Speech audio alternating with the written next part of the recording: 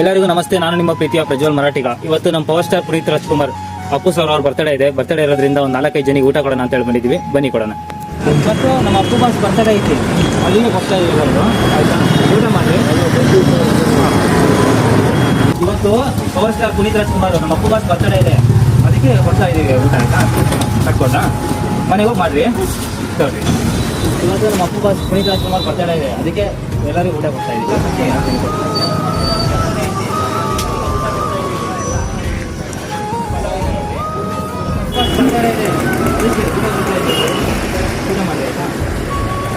ಈ ವಿಡಿಯೋದಲ್ಲಿ ನನಗಂತೂ ತುಂಬ ಖುಷಿ ಆಯಿತು, ಯಾಕಂದರೆ ಎಲ್ಲರಿಗೂ ಮುಖದಲ್ಲೂ ಖುಷಿ ನೋಡಿಬಿಟ್ಟು ಹಾಗೆ ಹಸ್ತಿರೋರಿಗೆ ಒಂದೊತ್ತು ಊಟ ನೀರು ಕೊಡಿ ಅಂತ ಹೇಳ್ತಾ ಇವತ್ತಿನ ನನ್ನ ವಿಡಿಯೋನ ಮುಗಿಸ್ತಾ ಇದ್ದೀನಿ.